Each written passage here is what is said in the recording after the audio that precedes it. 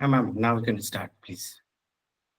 Okay, I think our another speaker has already joined us, so I must start now. Thank you, Intouch.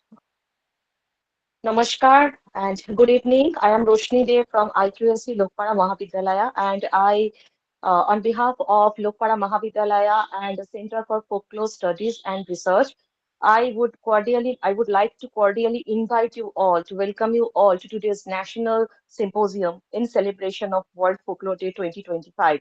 This day holds a special significance as we gather to honor the rich tapestry of stories, beliefs, traditions, myths, and legends that have been passed down through generations all around the world. Through folklore, we can explore the values, beliefs, experiences of different societies, recognizing the universal themes that unites us as a human being. And today, we are excited to delve into this fascinating world of folklore with two of our incredible speakers, Professor Serio Leachon and Professor Debalina Roychowdhury, whose valuable insights will inspire us all to reflect on the stories that will shape our world. But unfortunately, our honorable principal, Sir Dr. Minal Kantiraj, is not us with us today to welcome the speakers in person. Though he has left a note for all of us, and I'm going to read the same on his behalf. I, Dr. Mrinal Kanti Dash, Principal of Lokepara Mahavidyalaya, extend a warm welcome to everyone on the occasion of World Folklore Day 2025. Today, we gather to celebrate the richness of folklore, its connection to our ecology, and its impact on humanity through shared wisdom and archetypes across cultures.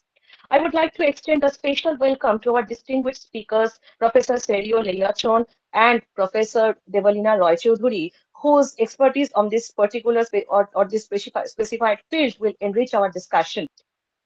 In the spirit of World Folklore Day, I would like to highlight the Raibeshe folk dance, a traditional dance form originating from Birbhum and neighboring districts of West Bengal. The word Rai means big or noble, and Beshe refers to bamboo.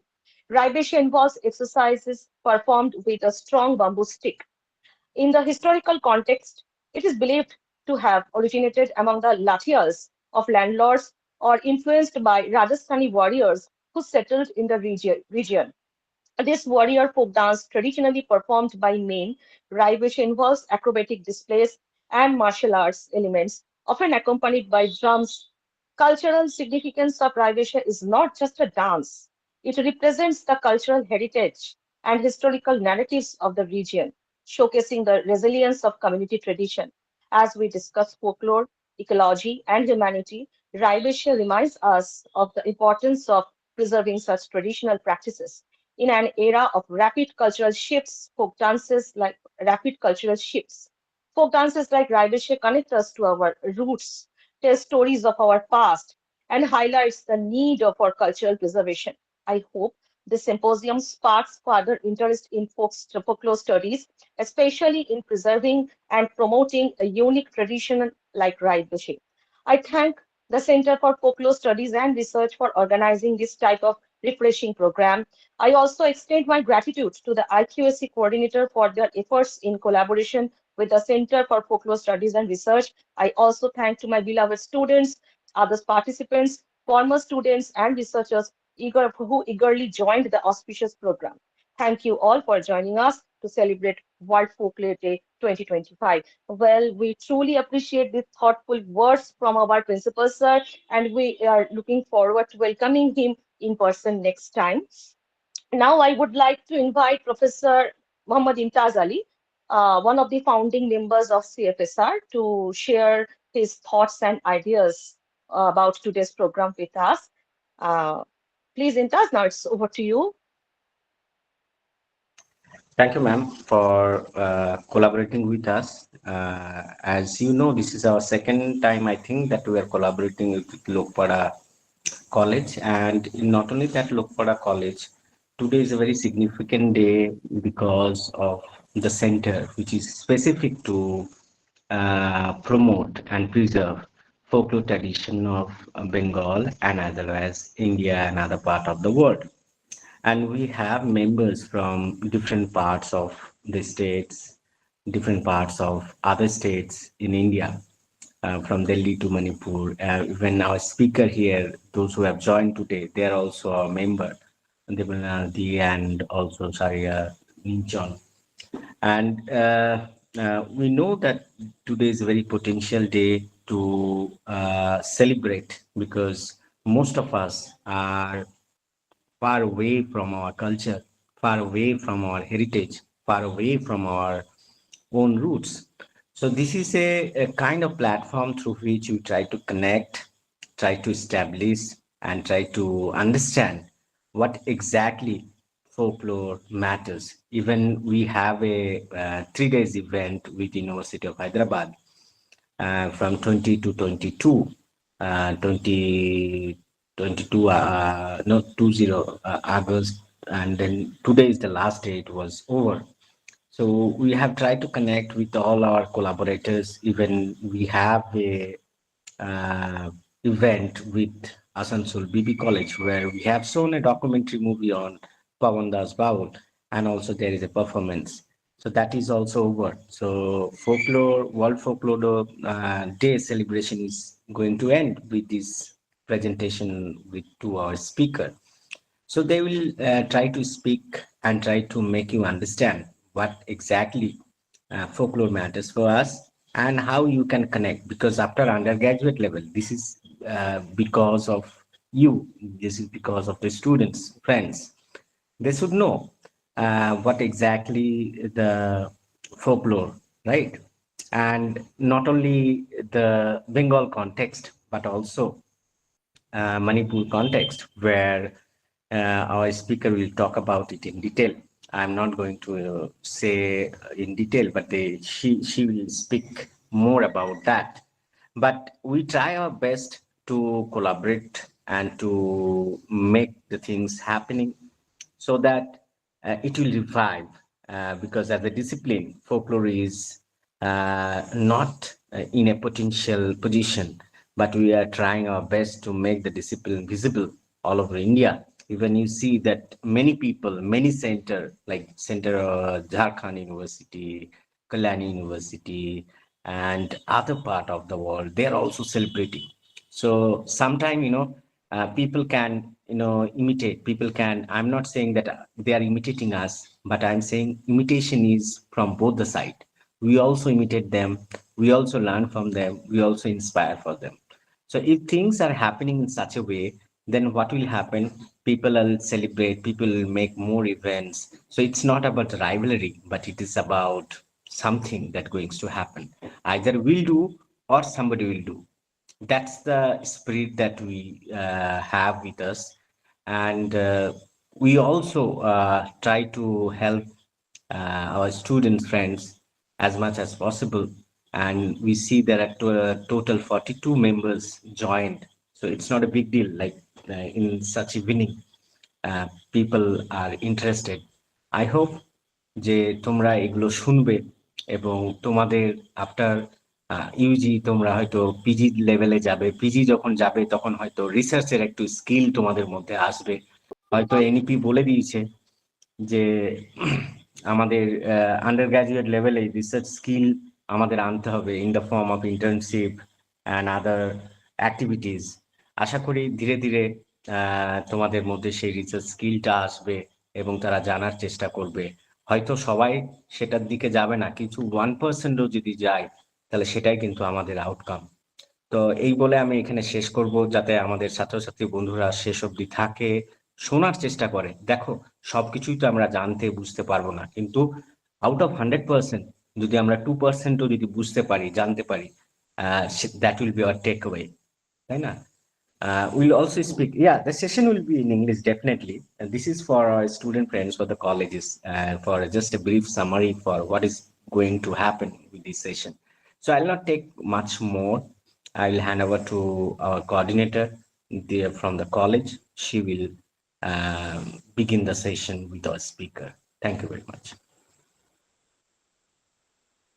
Well, thank you, Vintage, for your beautiful and thought-provoking submission. Sure, the field of folklore is not much talked about, and I would, I will, I would like to tell you that keep continuing your vibrant presence in this field. And thank you for this small part in Bengali in your speech for our students. ওরাও inspired হবে. Thank you, Intaj. Now, moving towards the academic session, I am fortunate enough to welcome our very first speaker, Dr. Sergio Leyachon, Assistant Professor and Head of the English Department in St. Joseph College, Ukhrul, Manipur. She is going to deliver a talk on ecological wisdom in Tangkhul Naga folklore of Manipur. Professor Leyachon's academic journey spans some of the finest institutions. She earned a bachelor degree in English literature from Calcutta University and later obtained master degree in English literature from Delhi University. She has several research papers to her credit and presented papers in international conferences. She also has authored a poetry book called The Frog Finally Sings and also contributed poems to the first anthology of the Tangkhul English Poetry Collection. Therefore, without further delay, I would like to invite Professor Sergio Leyachon to deliver her talk, which we are actually eagerly waiting for. And before that, for the audience, I would like to mention that we will invite you to engage, to ask question, and share your thoughts at the end of the two lectures. Okay, so till then, we are hoping for your patient listening. Thank you. Now, Professor Leacho, it's over to you, ma'am. You can start your deliberation. Okay. Uh, I've asked Professor Ali to share my. Am I audible? Yes, ma'am, you are Yeah, audible. ma'am. Clearly, you're Okay. audible. Yeah. I've asked Professor Ali to share my PPT because, like, I feel like my network is not good. Yes, yes. Please Mm. begin. I'll do it. Okay. In the meantime, I'll do some introduction. So, good evening, everyone. And it is such a great honor to be here on World Folklore Day. Earlier today, we also had a folklore event in my town. And most of the time, when we talk about folklore, we think about dances, we think about performance, art, painting, but uh, and then we forget about the ecological significance that are found in our folk tales. Now, today, I would like to explore a dimension of folklore that is often overlooked, but it is urgently relevant to our times. It is ecological wisdom. And specifically, since I come from Manipur, I will be talking from the context of Manipur and my tribe, that is Tangkhul Naga. Uh, okay, so I think most of us, we don't know where is Ukhrul. I'm from Ukhrul, and if you look at this map, this is a map of Manipur, and then the map lies. It shares international boundary with Myanmar. So, and then it shares national boundary with Nagaland, and so we have international significance as well. And the Tangkhuls, are one of the Naga tribes that are situated in Manipur. So if you look at the map, Ukhrul is there and then Kamjong is there. So if we look at Naga tribe, we are one of the tribes, Tangkhul. And then if we look at the settlement in Manipur, you will find the Tangkhul Naga tribes, especially in two districts, that is in Ukhrul and one in Kamjong. So I'll be discussing stories and folk tales that are related to especially these two regions, Ukhrul and Kamjong. And I think most of us are aware that Christianity came to India with the arrival of the British. So you can like surmise that the Tangkhul people were also converted to Christianity during the late 19th century, and then approximately we have been most of the populations of Tangkhul, they have become Christians for almost a century. And so most of the folklores have also in that way it is also diminishing, it is vanishing because of the conversions. So here in this the picture that I've inserted here is it belongs to one of our sacred landscapes, which I will explain later. Now, if we go back to the folklore of the Tangkuls, before the arrival of Christianity, before in the pre-colonial period, the Tangkuls believed that there was a creator. The creator was called Amewa or Jinghungleng, but from now let's refer to him as the creator. And then there was this creator, and it had a host of natural spirits in a Tangkul landscape. For example, a tree will have a tree spirit, a mountain will have a mountain spirit, a river will have a river spirit, similar to similar to the spirits that we find in most of the folklores that you will find in Greece and many other places, even in China. If I think since most of our audience are students, I'm not sure if you have ancient classical literature in your syllabus. But if you have read Greek literature, you will come across Ovid. Is there anyone in the audience who has heard of Ovid?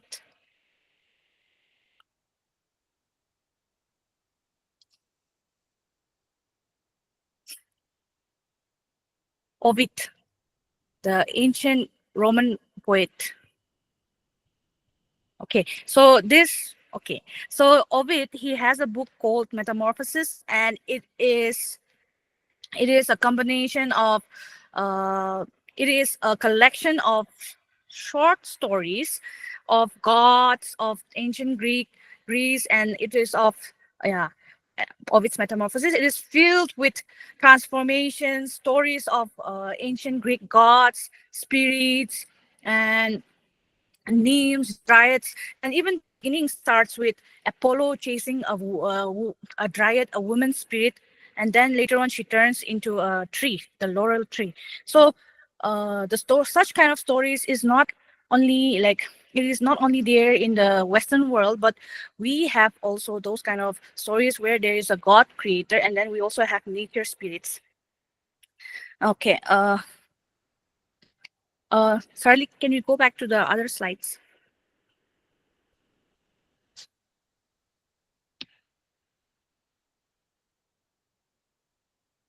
Yes. The third slide, the third one. The third page, I guess. Third page. Okay, so the Tangkuls they believed in a lot of spirits, like I said, river spirits, mountain spirits, tree spirits, and with this natural spirits comes natural sites, sacred sites, and these sacred sites are very important for performing rituals. And then there used to be big trees, and then we also use trees not only just for building houses in the past, but also we erected wooden monoliths.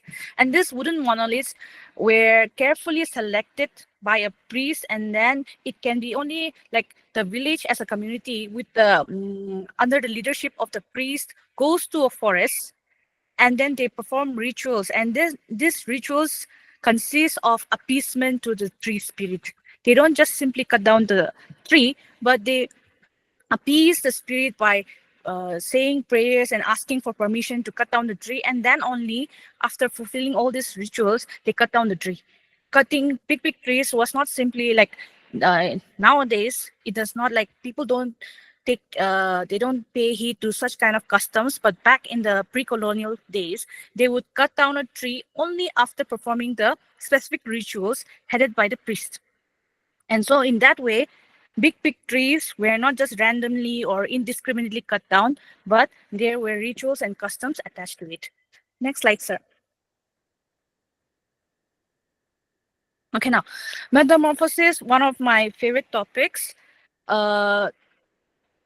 In the Tangkul pre-colonial worldview, humans and animals, or human and the natural world, there was no hierarchy. But when we now compare to the present day, because of, let's say, Christianity, in the Christian worldview, human becomes the center of the world, the center of the creation. But in the pre-colonial past of the Tangkuls, humans were not the center, but they were equal to the natural world.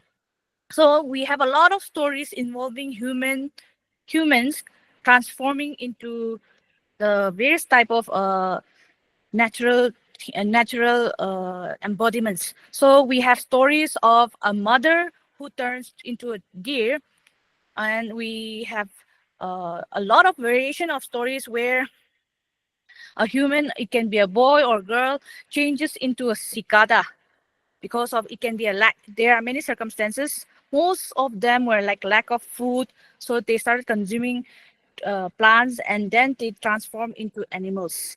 So some become deer, cicadas. Some even turn into stone, a natural object, a natural thing, and then some turn into birds. And most famous among our folk tales include uh, an orphan transforming into a hornbill because the orphan was poorly treated by a stepmother. And this kind of tropes, I think, if you pursue folklore as your search subject, you will find this such kind of popular tropes of stepmother treatment, which we already find in the Western narrative of the Cinderella. We have the Snow White. So such kind of tropes you will find in folktales almost most of the time.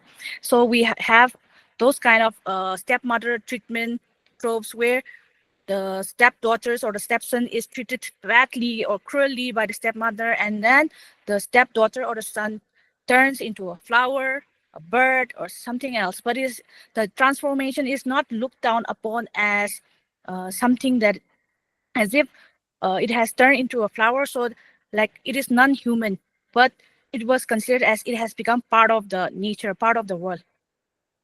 And then there is also a story of a hunter and his hunting dog becoming a constellation. So again, it is not seen as if the man has lost his identity, but he has become a part of nature, which he is already a part of. And then this last one, pangolin. I am not sure if how many of you are aware of the animal pangolin. I'm sure you know of deer, cicadas, hornbills, and then pangolin. How I don't know how many of you know what is a pangolin.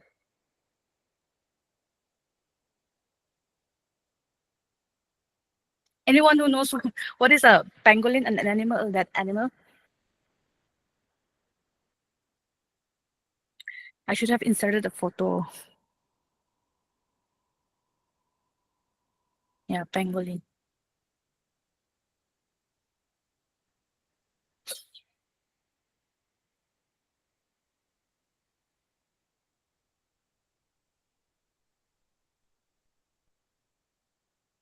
Okay. Thank you, Professor Ali. আচ্ছা, এটাকে বাংলায় কি বলে বন্ধুরা, বলো তো Yeah. বাংলায় কি বলে?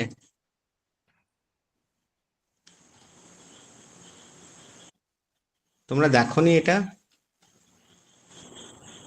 Yeah. What is it called in Bengali? In Tangkhul, it's called saham. In English, it is pangolin. I have also no idea what to say this. Okay, so like there is a specific story from one village which I'm going to narrate because it is one of my favorite that involves Pangolin is ecological. known as Yeah. pangolin in Bengali also. Right.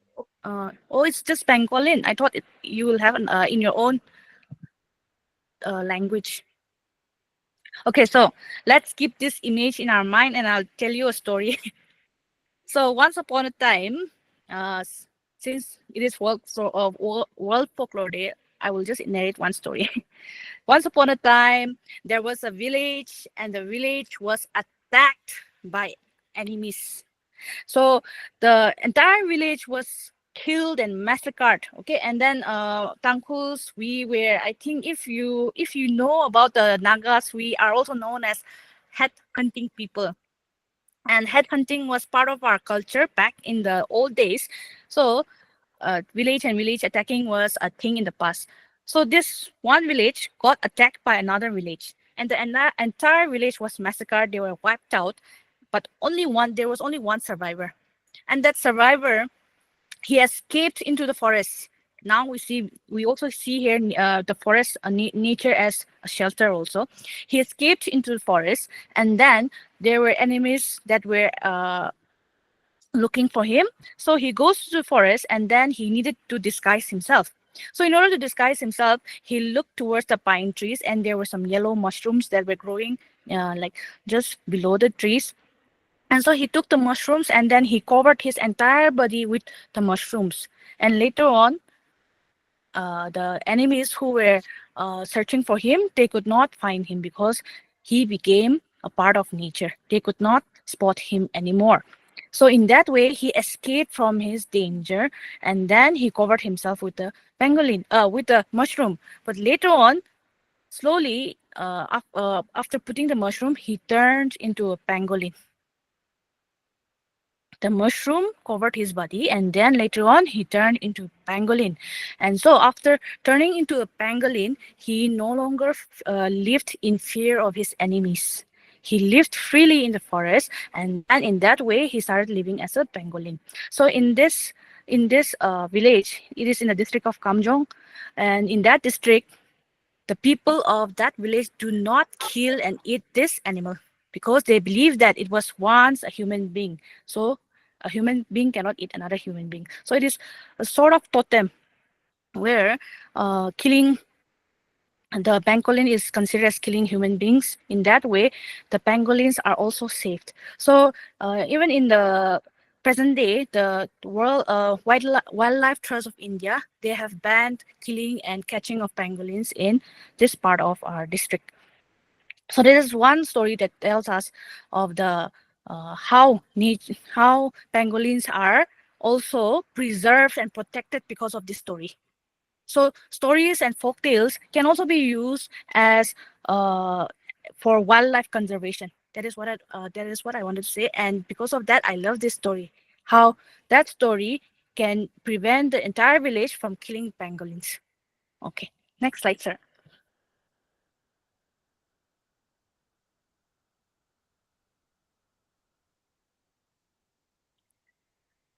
Okay, now I was talking about this sacred groves and landscapes, and then I think most of the people will have, like, especially me as living in Manipur, and Manipur, we are a conglomerate of a lot of people, a lot of tribes, and we have lots of Naga tribes, as well as we have Kuki and Zo, which you must have come across in the news, and then we have the Meitei people, and then though we may have our differences, our folklores are similar because we know that folklore is, and the stories, mostly is folk tales and stories, they are passed down orally from mouth to mouth, from from one person to another person. So in that way, I could have told a story to someone, and that someone could have retold, and then in that way, stories continue to live through our words, through speaking. And so, we will find some similarities in stories as well, and also we'll find some kind of similarities in culture also. And the Meitei people have a lot of sacred groves, and they, in Meitei Loan, it is called Lai Pham. Lai means like their spirit, and Pham means place. So we have a lot of sacred groves and landscapes in the Tangkhul's folklore also, but here I'm going to just mention two of them. One is the Sri Kachong. I hope I think most of you may not have seen this flower in your life, but I'll just show it to you. It is called Shuri lily. It is a lily, and then since it grows in the Shuri peak, Shuri is a village, and then it is a mountain range, and it is called Shuri lily. And then this lily is famous in Manipur because it is found only in that village all over the world. You may go and find anywhere, but you will not find this lily anywhere in the world. It is only found in that mountain peak. Not even in Ukhrul district. Even if you go to another village, you will not find this flower. Even if you go to another place in Manipur, you will not find this flower, because this flower, this species called it is called Lilium macleanae in scientific jargon. It is called Lilium macleanae. It is found only in the Shuri Peak, and it was discovered back in the 1940s by a British anthropologist. And this flower is very rare, and it is found only on the peak And because of that reason also, it is the state flower of Manipur. So the state flower of Manipur is in my district. It is just like 31 hours away from my place. And then we have state festival every year because of this flower. And just recently this year, we have started even a literature festival based on this flower. So Shri Lily Literature Festival. And why am I telling you so much about this flower is the people of Shri, they believe that this flower is a manifestation of the spirit that lies in their hill. And then the spirit is known as Kashong flower. Here I've given you in the slide. It is known for the presence of a spirit deity, and this deity is a woman. It is a female spirit, and she is known as the princess of the Shuri Peak. And the Shuri people, they have this belief that because of the presence of the spirit, the flower grows. And then when I say the flower is not found anywhere, you can try to pluck the flower, or you can try to uproot the flower and try to grow in your own. Let's say it can be your own garden, it can be your own greenhouse, but the flower dies. The moment the flower leaves the Shuri Peak and you try to plant anywhere, even if you provide the best environment for the flower refuses to grow. It dies. So the flower only grows on the peak. So it is believed that the spirit nurtures this flower. So when the flower leaves the mountain, the spirit, it is detached from the spirit, and that is why it refuses to grow. And that is why the peak currently, they have this enforcement like no cutting of trees, and they also have like they have banned hunting of both birds and animals. So the presence of the flower and the presence of the belief that there is a spirit known as the princess of the Shuri Peak, the entire Shuri range is protected in this way. And in another case, Jammu. Now this Jammu is a village. It is not in Ukhrul district. It is in another district, Kamjong. And this village is known for there is a one place called Kazairam. And for us, for the Tangkuls, Kazairam, in the pre-colonial period, it was known as the underworld. And the underworld was supposed to be ruled by a deity known as Kokto. So now, why is this important for this talk is that Jammu as a village, they have a site where it is believed that the underworld lies. And even now, I have not gone to the place because it is quite far. And then I don't think I will be able to track well in the mountain. The villagers say that there is a kind of ladder that goes down, and then there is also a kind of tree where the dead souls, or the dead souls can lean and then go down to the underworld. Now, for the Tangkul, the underworld was not something like like hell as in Narak, I think in Hindi, and hell as in the Christian concept, but it was something like just going to the afterworld where you can live your life again normally like you're living now. And then the thing is, in the village of Jammu, in that special site called Kazairam, where they know that it is the place where the entrance is there, trees are not supposed to be cut down, because it is believed that cutting the tree there is like getting your own coffin, because you are bound to die. Getting trees from Kazairam is like getting tree which you are forbidden to. So when someone goes and cuts down tree, thinking that well, like I'm now, we are living in the modern world. The customs, the old taboos do not affect me, but still, it is relevant. It happens now and then. Like when you try to cut a tree, somehow you get sick or you pass away. The superstition is still there. And then even now, we have a festival called Tisham here. It is a kind of celebration of, it is a kind of festival, a kind of feast where you bid farewell to the dead souls. So even then, when you want to leave something for the dead souls, you have to look towards the west as a kind of asking for permission. For us, it is believed that the netherworld or the underworld lies to the west, towards the sinking sun. Next slide, sir.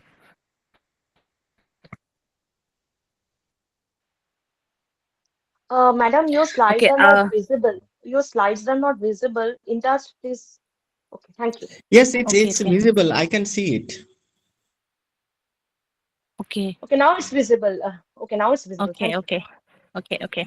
So, like, I think in almost all cultures have taboos. Like, can you mention any taboos that you have in your custom, Bengali custom, related to environment, maybe, or any like taboos?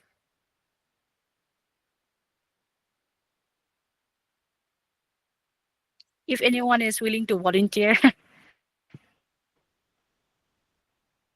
Well, there is a taboo in Mm, Bengali customs that the unmarried girls they should not sit at the doorstep or at the threshold of mm, the door. So they mm. will be married far away from the house.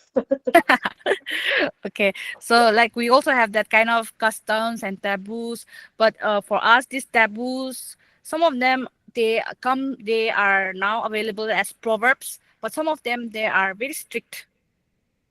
They come with fines and they come with punishments, and we also have a lot of taboos and uh, commandments regarding the natural world. And we in Tangkul we call it shara. You cannot do, it is forbidden. Shara means like it is forbidden. So I've noted some few. We have lots and lots which I cannot put in the slide. I'll just mention some. So one must not, or it is forbidden to uproot or cut a tree sapling during monsoon. And we all know this because monsoon is a time when everything is growing, expanding. It is a time to for nature to rejuvenate, to produce, to propagate. So here we have this custom of not cutting trees during monsoon.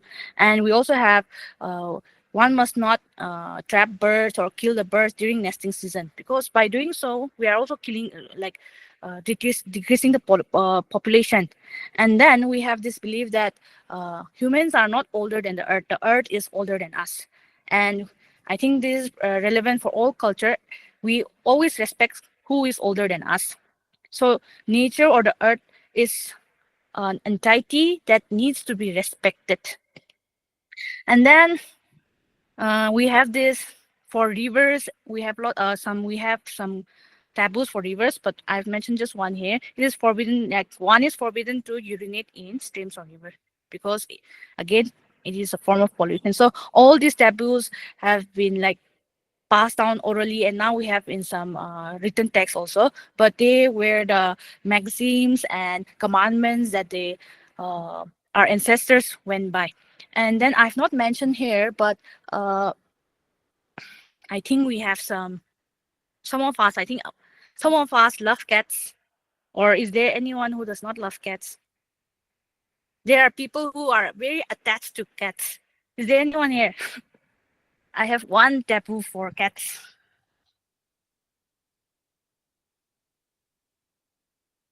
Is there anyone here who love cats, who like cats,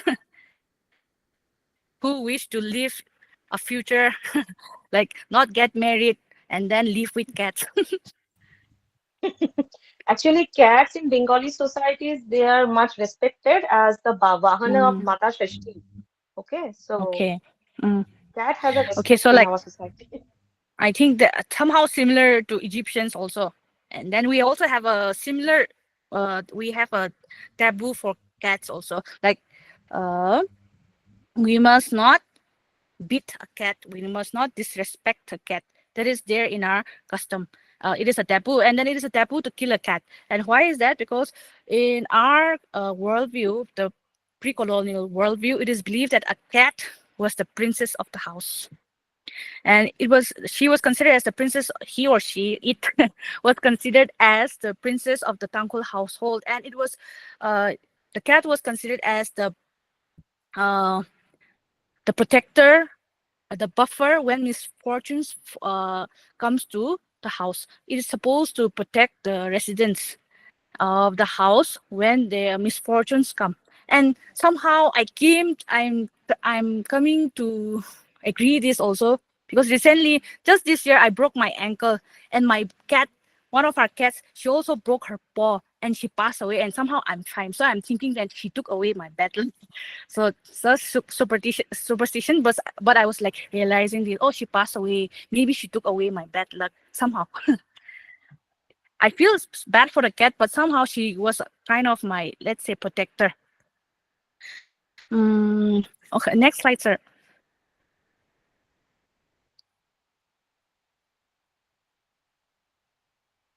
Okay, now we've come to the natural justice. I've just mentioned two. Here in Tangkol, I've written Kazing Alaina Theruno. So in English, it translates into heaven and earth shall bear witness.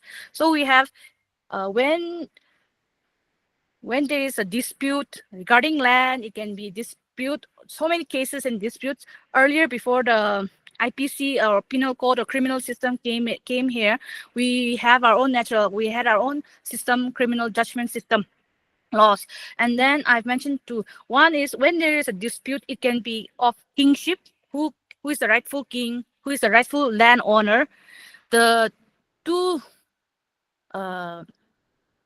of them, they will representative if it is based on village. If two villages are fighting for, it can be a plot of land, it can be something. If there's case, the two concerns, most of the time it can be the chieftain, or it can be one of the clan elders. They have to go into the water, and then the one who stays the longest inside the water wins the case. Nowadays, if we think about it, it's not practical because of health issues and others, but this was done in the past. And then it is considered as nature is the judge. Nature is judging who is the right, who is the wrong. And then we have another. Now it feels funny if I say drinking mud water of the disputed land. If there are two lands, there's one land, and then there are two, let's say disputed owners. Now, for this, they have to take some water in a maybe bamboo mug. They'll put the earth from the disputed land, and then two of them, they'll have to drink it, and then they'll have to say something like, I am right, and then if I'm wrong, may this happen to me. So it is believed that if you are wrong, you pass away, and in that way the nature judges the right and wrong. So this is a form of natural justice that was used in the past, and even now we will hear cases like this when we have our customary law and court even now alongside in the Indian court. So when the cases that goes to the customary court and that goes to the Indian High Court or any magistrate, district magistrate, when they are not satisfied with both of this court, they they prefer to go to use this natural justice methods, either this, and we have many other varieties of natural justice. On next slide, sir. Now, impact of Western worldview. This I do not need to say much. Before the encounter of with Christianity, that we had the Tangkols had a different worldview and attitude towards nature, where nature was considered as older.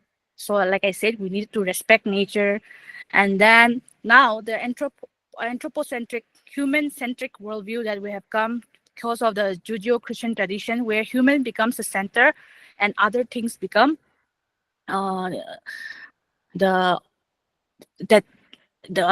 circles around the human, the orbits around the human. But what I'm trying to say is, in the past, in the pre-colonial days, human nature, everything was equally in one stand. But after the arrival of Christianity and the Western worldview, the Western culture, the Western worldview, humans became the top, while the others became the lower pyramid. So now people have forgotten to respect nature. Now, regarding, I think this is happening all over the world, where there is like, where do we throw our waste, where do we throw our garbage? I think that is the main problem that is happening everywhere. And so now when we lose respect for nature, when we don't see nature as a living thing, see as a living entity, see it as a thing that demands our care, our respect, we tend to discard them, we tend to disrespect them by throwing garbage. It can be many things. So this kind of worldview was not there in our forefathers. It arrived with the Western worldview. Next slide, sir. I think this is all. Oh yeah, I have the last one. Okay, now why folklore matters today? Since I've said so many things, so in a time of climate breakdown, biodiversity loss, and water crisis, the stories that we tell shape how we respond. So if I keep telling these stories about pangolin, about this, the people will also realize that, oh, we need to preserve them, we need to save them. So if we continue to see nature as a thing to be managed or dominated, our future will be bleak. But if we see nature as something to be respected, our future will be green. Okay, thank you. This is the end of my presentation. Thank you, Professor Leia Chon, for your and we sincerely appreciate you for this enriching session. We thank you for your brilliant submission. Actually, your presentation is a strong reminder of why should we know our own source, our own culture before talking about others. So it's a very good message for all of us on this auspicious day. Now, up next, we have Professor Debalina Roychowdhury, who will share her thoughts on shared myths, shared humanity, comparative archetypes in world folktales and mythology. Professor Roychowdhury has secured double MA in English literature from Kalyani University and JRN Rajasthan University. She also achieved an MPhil degree in English and recently submitted her PhD thesis to the University of Ranchi. Presently, she is working as an adjunct faculty in English, Amity University, and SACT in English at Sarojini Naidu College for Women. Apart from this, Professor Roychowdhury is a prolific author who has a number of research-based books to her credit on world mythology, symbology, and folktales and fiction on specific local supernatural myths. Her works include several acclaimed titles such as Into the Myths, Puran Kotha Purono Noy, Meghe Meghe Akash Kushum, Tobbuo Shotti, etc. It needs to be mentioned specially that her book চিহ্নতত্ত্বের আলোয় পুরাণ received the Divyajyoti Majumdar Award. Furthermore, she has published a number of research papers and articles on the mentioned topics, available both online and offline. So I would like to invite her to present her deliberation. Madam, are you online? Yeah, I am online. I hope So I'm you can, audible. clearly, ma'am, you can start. Thank you. Thank you so much. Thank you for such a lovely introduction. And I would first of all express my gratitude to one and all of the organizers and the host. Thank you to all the participants and members and audience. Since this is the World Folklore Day and we are celebrating the World Folklore Day Symposium, I thought it's better to keep more close to stay more close to the folk stories because theories and analytics are there are lots and lots of things which goes on, but the fact is that if we can derive our own thoughts from the very core areas that comes from the oral tradition of folk tales and mythology, that would be the loveliest thing. And so there will be theories, but it will be just like the topping of the cake. And today, as it's a World Folklore Day, I have tried to widen my area, keeping world folklore and world mythology together, making it we are going to talk about the comparative archetypes in the world folk tales and mythology. I would like to share my screen, and please do tell me whether it is visible or not. Is it visible, ma'am? Yes, ma'am, it's clearly visible. Okay. How to make it a slideshow? Uh,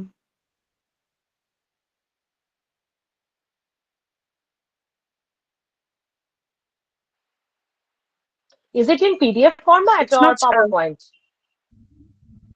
It's a PowerPoint. Okay, then Intaj, can you look into this? I think you can share it to Roshni ma'am, and Roshni ma'am can share it for us. Okay, that will do.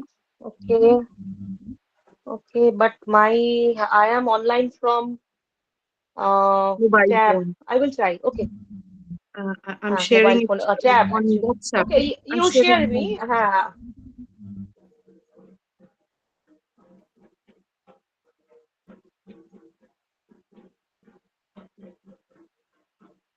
I called you today WhatsApp from my WhatsApp number. Okay. Yes, yes, ma'am. I'm sharing it.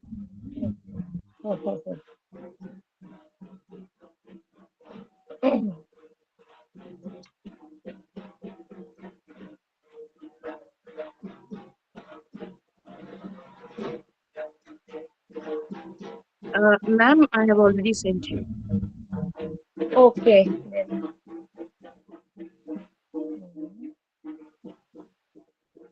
let me download this.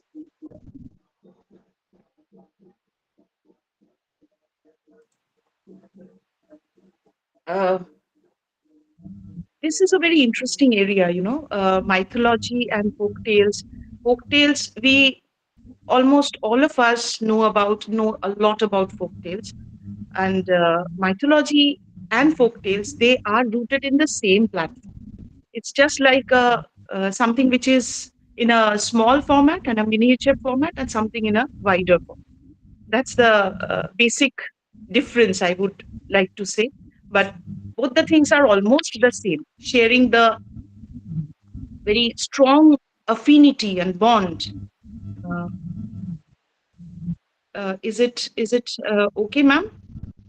The one that I've sent you, Actually, it's it's opening. taking, it will take 3 minutes more. It will take three No minutes issues. more to be downloaded entirely. Okay, No issues. We can start discussing on the matter, uh, sure. not to waste the time. Yeah. Okay. So I am actually focusing on three aspects, mainly three aspects of the three archetypes I have taken, because it's a limited time we are talking about, and there are tons and tons of similarities and archetypes. So first of all, I would like to share the difference between mythology and folktales. Folktales are created by common people for entertainment and morals, whereas mythology is rooted in religion, spirituality, and cosmic beliefs. Folk tales are to entertain, teach morals, and preserve social values. Mythology explain creation, universe, natural forces, the divine order, but again, that also is extremely close to teach the morals and preserve the social values. We all know it. Not considered literal truth about symbol. It's the folk tales. They do not consider it to be literally true, but definitely the symbolic and the fictional idea and the depths are more and more in case of folk tales, and also in case of mythology. Like exaggerated stories are there, lots and lots of exaggerated stories and legends and happenings which are really hard to believe. But do we always need to believe things literally? No. Many things are there in the world where we can find the fine line shadow, or the things which are, we can say, the lines which are written, which are written between the words, the meaning which comes in between the lines. We can read into it, and we can go very deep, we can delve very deep into the idea of that. In case of folk tales, local, it is local, cultural, region specific. And in case of mythology, it's universal within a religion, civilization tied to the rituals and faith. So, when we are talking about folk tales and mythology, what are the similarities then? The basic similarity is the oral tradition, which is passed on originally from one generation to other generation.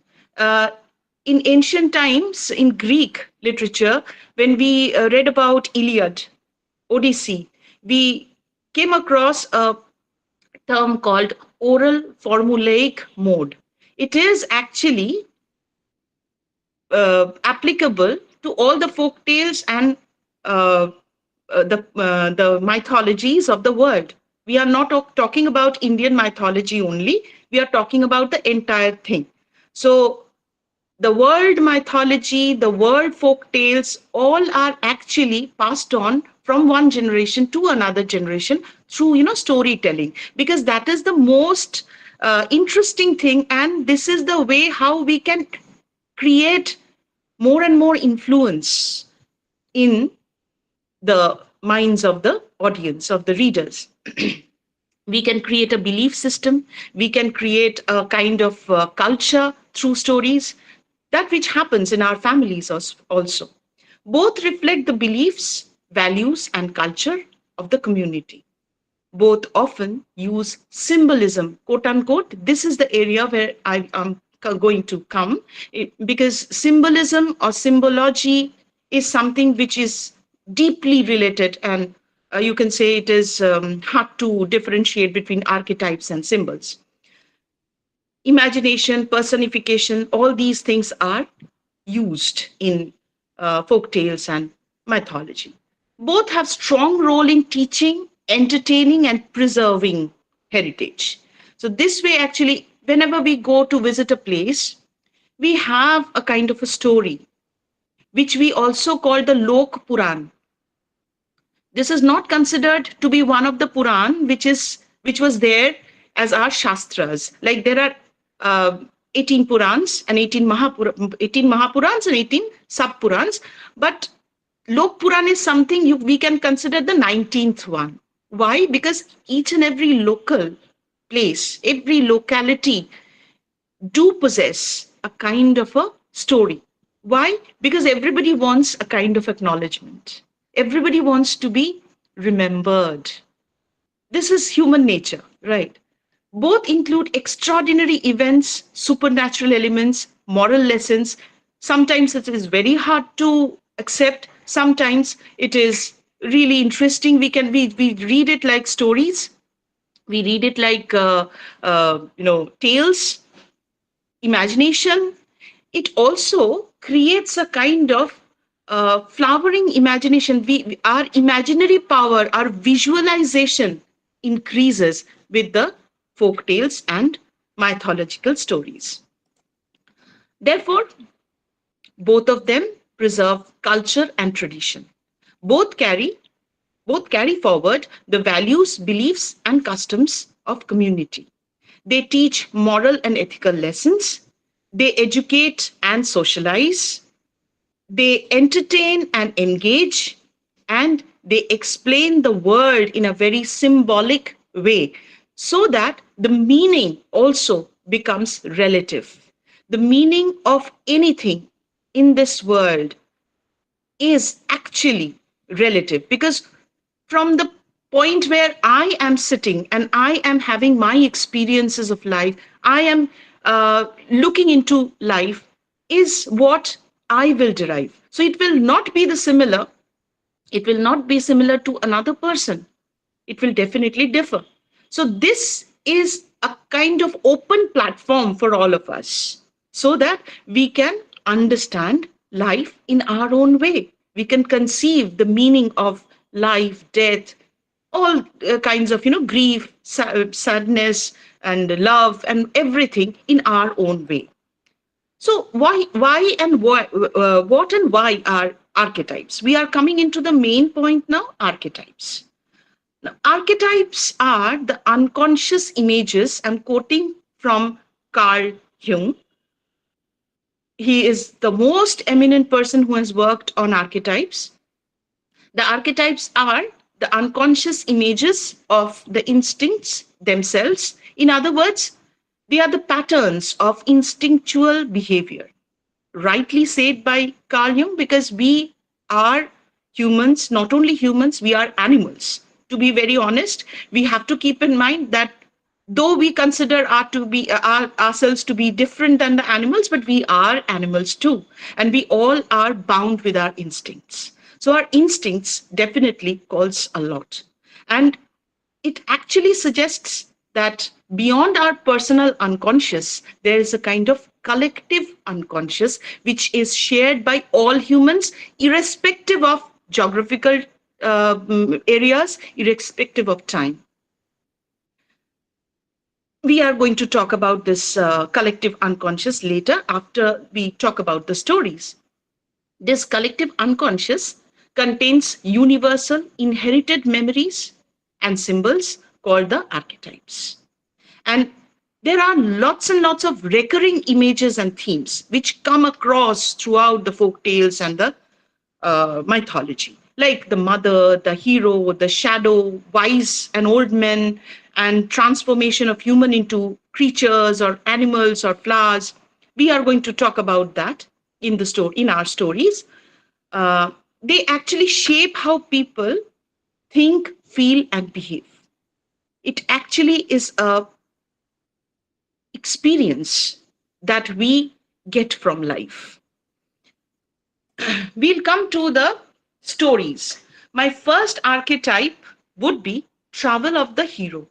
Now, in Indian folk tales, I will refer to few stories. As I told you previously, that my PPT is a tapestry of stories. So we will talk about a lot of stories today.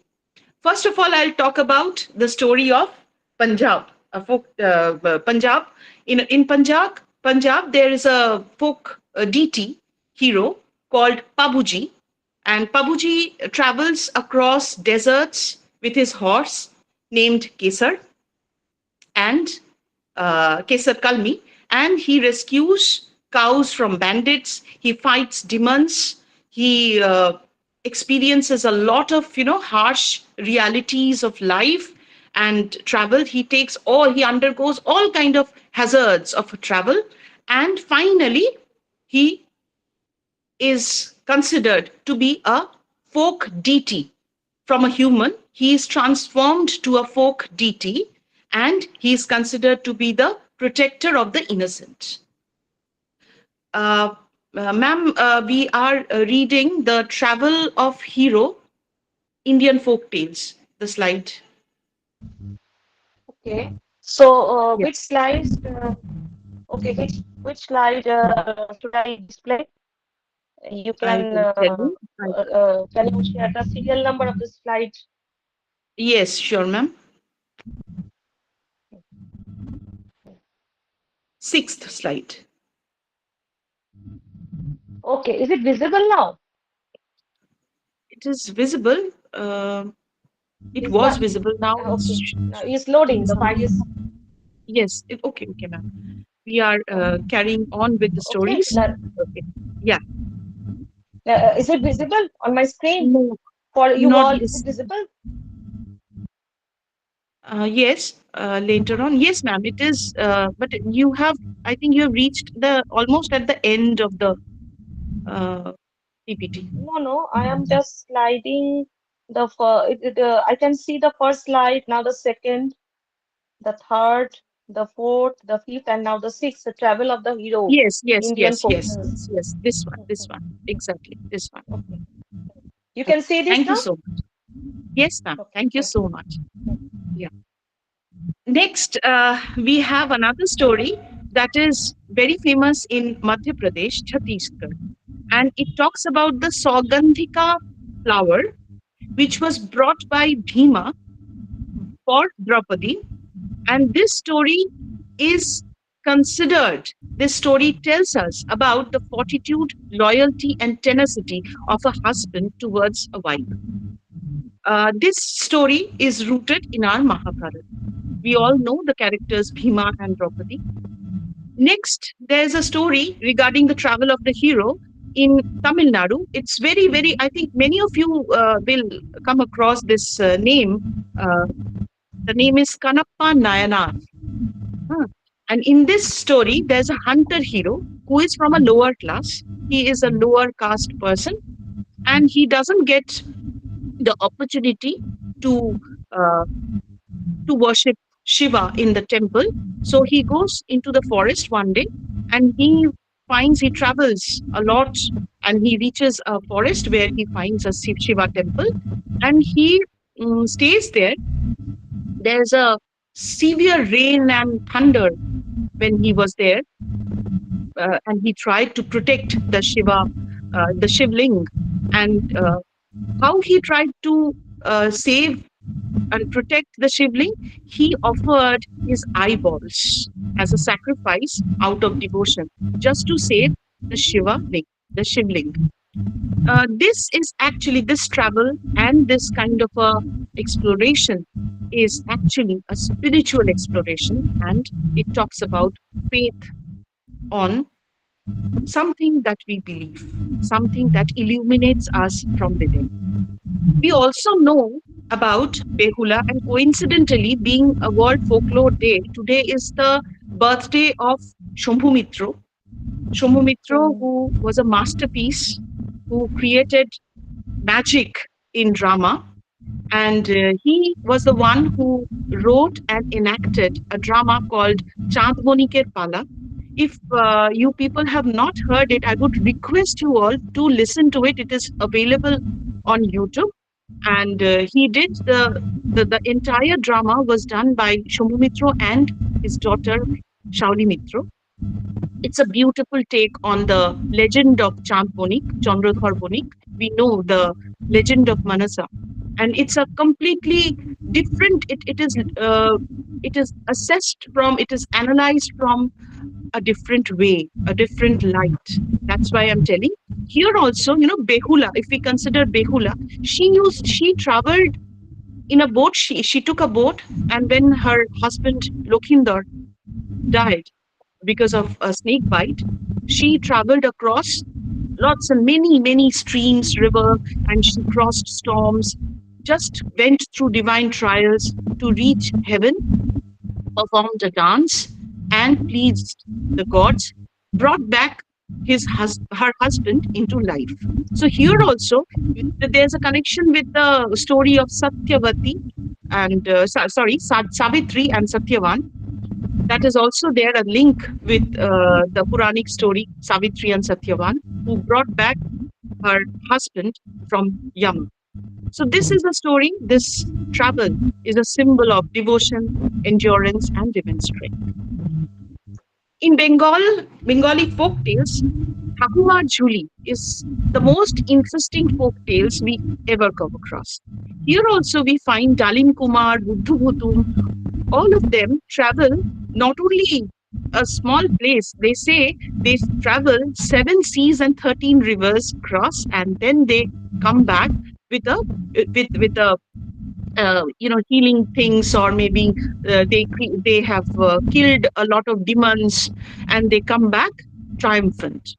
In Persia, we have come across another story, the story of Amir Arslan, who travels across the magic realms fighting adversaries, jinns, and sorcerers in far-off kingdoms. His journey is a romantic journey and a very daring one. So here also, we come across a lot of stories in the world folk tales. Now, see the shift from Indian folk tales to world folk tales. Travel of the hero is something which is recurrent. Considering the fact that there are lots and lots of adversaries, but the hero is never afraid of undergoing those challenges and going through the midst of dangers to fulfill their ambition, whatever they think. Ma'am, we are in the next slide. Okay. Yeah, thank you so much. Next, we have a story from Congo, Africa. Here, Mindo is a little boy, a child hero who has extraordinary abilities and who has journeyed from his village to the underworld. Gods, spirits, and adversaries put him through hardship. Why? Only he brought peace and justice to the people of his village. It's a beautiful connection that actually the little boy undergoes. He tries to connect the greater world with a small area that is his own village. It's his motherland. It's his place where the cozy corner of his house. He is worried about the people of his village. So he undertakes all the challenges and meets the people and goes through the hardship and reaches the gods and spirits and bring venison only for the people of his village. We have a story of China where Sun Wukong is a it's also in a legend of the legend is the very famous legend is Journey to the West, where we have a hero called Sun Wukong, who is a monk who meets with a monk Zhuangzang to India for the scriptures. He fights demons and spirits across the strange land. In Middle East, we know very much about Sindbad, which is there in the stories of Arabian Nights. He also undergoes 7 sea voyages to different unknown lands. This unknown land is also a kind of archetype. Challenges, destiny that is unforeseen. Travels are nothing but journey, our spiritual journey. It's always not we are journeying a geographical location, a geographical distance. It's also that we are traveling in this life, in this very known world. We are journeying, we are traveling through the adversaries that we face and the unforeseen events that we face in our life. Next slide. Traveling heroes in mythology. Apart from folk tales, now we are coming into mythology. We have Rama, who travels from Ayodhya to the to Sri Lanka, right now Sri Lanka, Lanka. And then we have Arjuna and Shambho. Shambho is the son of Krishna, and he was Arjuna went for a different purpose. He went to accumulate a lot of weapons for the war, for the upcoming war of Kurukshetra. But in case of Shambho, it was penance. He was cursed by his own father that he will be a leprosy-stricken person, and he had to undergo a travel. He went to Konarak, and there he took a bath, and he came back after getting healed up from the leprosy. We also know about Odysseus, who undergoes a journey after the Battle of Iliad, Battle of Troy. And we also come across Utanapishtim in Mesopotamian mythology. This story is very similar to the story of Bible, the Noah's Ark. The same thing happens here. Utanapishtim makes a big bark and takes a lot of animals in pairs and travels through the world.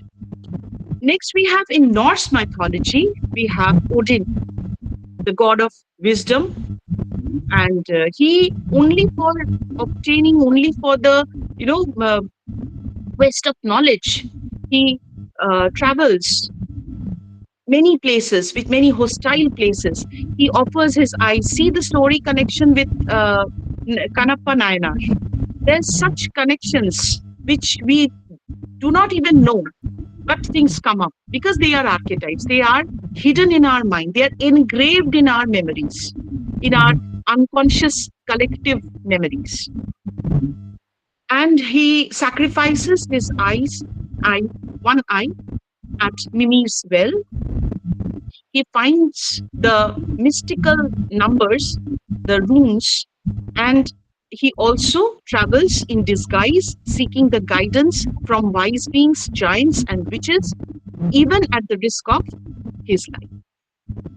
In Africa, if we go through the myths of Africa, we find Anansi.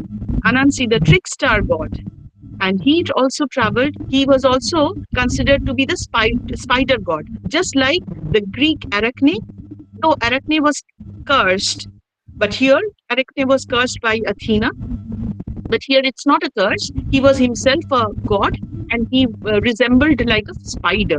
The connections between human and creatures. It's very important and very striking in case of myths and folklores. Next, what is the meaning of this kind of travel? It talks about continuity. It talks about seeking knowledge, penance, and exile.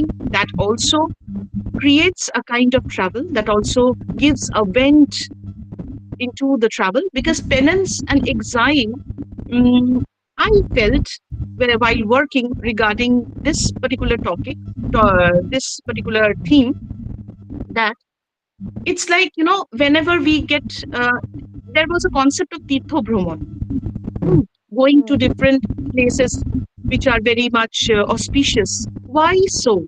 Why people used to go for Tirtho Bhraman? Why people used to go for pilgrimage? Why people used to go for penance when they went for exile, and whenever they got to any kind of punishment, curses, they went for travels. This traveling actually broadens our mind, broadens our outlook. Our perspective becomes more mature. We meet a lot of people. We don't keep within ourselves. It's a kind of, spiritual journey. It's not only a punishment, which also leads to a kind of spiritual journey, which broadens and widens our mind and our ideas. We become more philosophical. We look at things in a more better way. And also, people used to go for saving their kingdoms and testing braveries. Next story would be regarding snakes. A very interesting area, snakes. The first picture is of Monimala. The same story, the story that is there in Thakur Marjuli. Monimala with the Ojogor. This story talks about, this is the story where we know that the prince went deep into the river and found Monimala, who was the Patal Kanya, who was there, who lived in the world of snakes. And she had a diamond which used to save her. So here there's a reference of that story. Second story is an Ethiopian folktale. This is a very interesting story I would like to share with you. The name of the bird is Holowaka, and there's a snake. Holowaka was considered to be the messenger of God. It's an Ethiopian folktale. So God once saw that after making the humans, they are not being able to take care of themselves. They are getting sick. They are dying very shortly. So God said that, he said this to Holowaka, that you go to the humans and tell them that if you can come out of your skin, then you will get a longer life. But you cannot speak before you reach the humans. Now, Holowaka had to travel a long distance coming from the sky to the lands. On his way, he met a snake. And the snake said that when the snake met the bird was very hungry, right? So when the bird asked for food, the snake said that you have to give me something in exchange of the food. The snake was sitting with few pieces of meat. So the bird said that I can give you a colorful, plume from my tail. But the snake was quite intelligent, and as snakes are considered to be. So the snake said, no, you have to give something which is very, which would be of some cost. It will be precious. So the bird decided to share the secret with the snake. But as the bird shared the secret with the snake, he could not come back with the news to the humans. So the snakes, it is believed that the snakes know how to shed their skin, but the humans do not. This way, snakes can shed their skin. This is the story which is related to the shedding of the snake skin. Next, we have another story of white snake that is in China. It is a story where a girl who transforms into a white snake. I am not talking about the human transformations today, because that is also this concept is also known as the Khogom concept in Bengali, half human, half snake, or maybe a human who is metamorphosed into a snake. And that's another area, though I have referred to the story here. And the last story is about, it's also about the Punjab and Rajasthan. There are certain folk tales which are found in Punjab and Rajasthan. In Punjab, there's a very interesting story. Gullu was a person who was a snake charmer, and he used to play his, the bean, the flute, that kind of a flute which they charm, actually, with which they charm the snakes. He used to play the flute in such a way that all the snakes, even the most poisonous snakes, also became hypnotized. So this actually infuriated the snake king of the place. And what he did, to penalize this man, he abducted the daughter of Gullu. But Gullu, initially he was very sad. Then he took his flute and went on playing the one.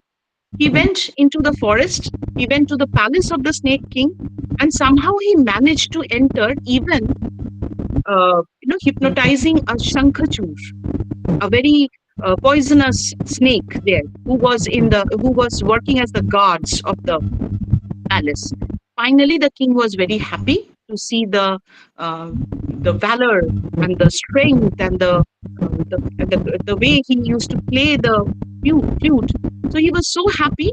He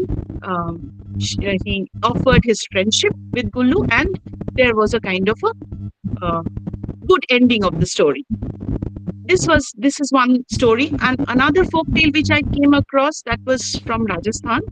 There is again a story of a boy who was a prince, who was transformed into a snake, who met a princess, and the princess fell in love with the snake. Finally, a happy ending came. They found out the hermit who cursed the prince, who was extremely, proud about his beauty.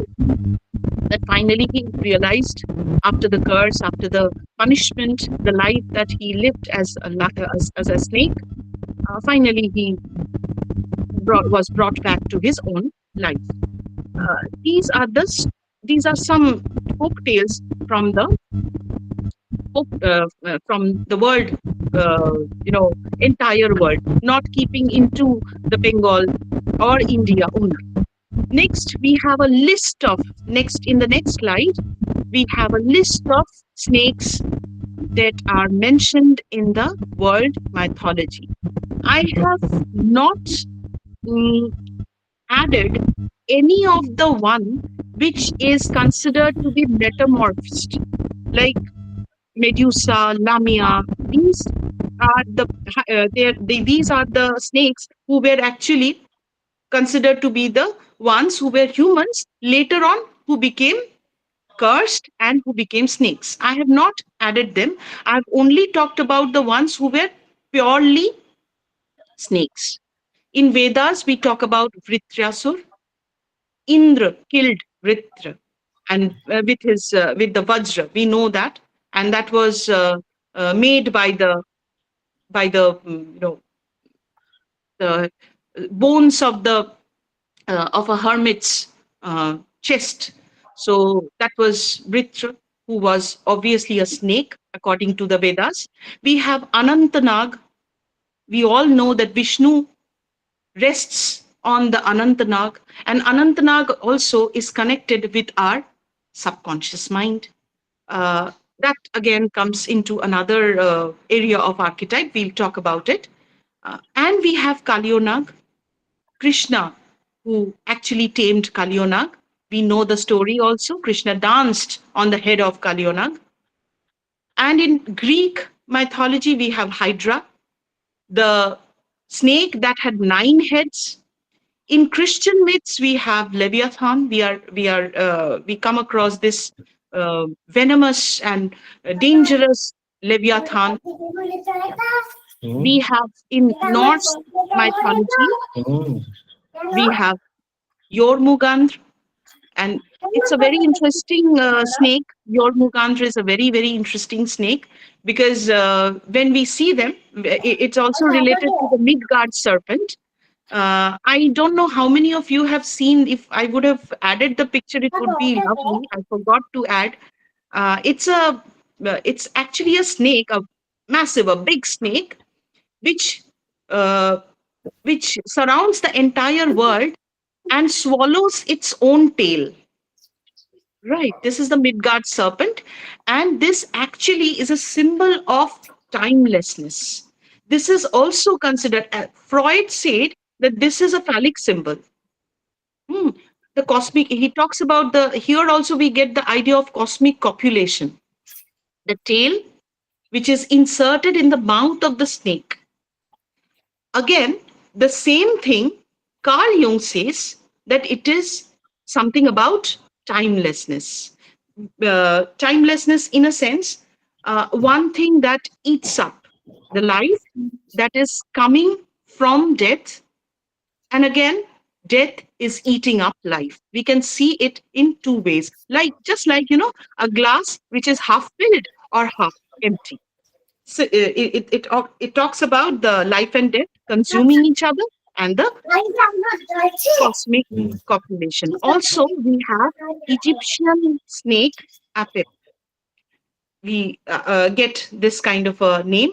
In Aztec civilization, we have a winged serpent called the Quetzalcoatl. And Quetzalcoatl is very important in Aztec civilization. He is the creator god there. So he is considered to be a good spirit. In Australia, it's Bobby Bobby. Next slide. In the next slide, I have talked about the reality of big snakes. We know that python and titanoboa, the python which comes from the titanoboa family, the boa, is considered to be uh, the biggest one, the largest snake. But recently, in the Cenozoic uh, time, right now we are placed in the Cenozoic period of, geographically, I'm talking, we have found Vasuki indicus in Gujarat's Kutch area. It is found, this fossil was found in the year 2005, so recently. And it is found that it was around 10.9 or 15.2 meters long. So such a big snake fossil was found in India. And scientists said they have named this snake to be Vasuki indicus. From here, actually, the reality also is there. Certain reality definitely comes. Archetypes occur, but it's not only placed. Imagination definitely happen, but imagination also is placed on the grounds of reality. We cannot go beyond reality. Maybe the reality is shaded, maybe the reality is not explored, or maybe the reality is very discrete. It's our point, our issue, our deliberate attempts to find out the reality behind it. So the stories definitely have certain realities. So whatever archetypes I have chosen for today definitely have some reality. Now, the symbolism. Why this archetypes? The snakes in reality. In the next slide, I have pointed out the points: ferociousness, fear elements, which are linked up with the snakes, the wildness that the snakes do talk about, fertility cult, which is extremely important. Snakes are considered to be an important image in fertility cult. Next, we have both the life and death. I would like to talk about, for this point, I would like to highlight the Caduceus wand. The Caduceus wand we talk about, it is there in Greek mythology, and we know this symbol is very known to us. Hmm. Uh, Yes. this I think somebody's audio is switched on. If it could be switched off, then it would be lovely. কিসে কোথায় unmute হয়ে গেছে ওখানে হ্যাঁ sir, Intaj sir, Yeah, thank you so much. হ্যাঁ ma'am কিছু So বলছেন? না আমি ওইটাই বলছিলাম যে your audio was unmuted ও and sorry some. Okay, no problem, sir. Thank you. So we have both life and death concept related to the Caduceus wand. What is that? That is the wand of Hermes. But we all know the picture. Again, it is very known symbol to us. You have seen that in doctors, in all the doctors' cars and chambers, we find a symbol which is a stick and two snakes coiled up together facing each other. Right. This is a very known symbol to us. Very, very known. This also is related to the mythology, Greek mythology. It is actually considered to be the Hermes wand. And these the two snakes that face each other, one snake uh, denotes life, the other snake denotes death, because poison, if you see, poison is used both in both to to bring death and also to bring cure. In many medicines poisons are used, so both these things are important. That is why this symbol is used by the doctors and medical all the World Medical Association has approved the one. The Yes, we talked about subconscious mind while we talked about the Anant Nag, and also in tantric practices we know that the Kulakan Kundalini is also considered to be the snake because it rises against the gravity. Here we have the concept of going and growing against the gravity, means the pull that is always towards the down, towards the bottom, but the snake can go up. So there is a positive side as well as negative side related to the snakes. And that is the reason why snakes have become deliberate archetypes in both folk tales and in myths. My last topic would be in the next slide, we have firebirds or phoenix. A very, very interesting thing. Whenever we think about phoenix, we are reminded of Harry Potter, right? We know that in Harry Potter said that phoenix eye, their tears have a healing um touch. In Russian folk tales, Raduga publication is the publication house, and I read a beautiful book. It was my favorite when I was a little girl, Rush Desher Upokatha. And there I read about Jholmole Baj Finisto. This is a bird who was the firebird, who used to come way away, flying into the king's garden and used to eat, pecking. He used to peck and eat the golden apple, which was there, which actually was there in the king's garden. And Prince Ivan found the way towards uh, this. He found the way to this firebird. He went again. He set for a journey. See again to travel journey, and he got hold of a golden fleece of the firebird. So this is a story which is there in Russian folk tales, and in Russian folk tales, this Cholmole Baj Finisto or maybe other firebird stories, there are many. I have just referred one, but these stories have root in the Slavic mythology, which is almost forgotten now. There they have Jar Aptika. They call this bird Zar Aptika, right? That is the firebird in mythology. So this Jar Aptika is used in folk tales as firebirds with different names. And in many other folk tales, like in China and Japan, we have two stories. I have taken two stories in the next slide, where we come across a story of Feng Huang, who is a firebird and who stays in the Kunlun Mountains.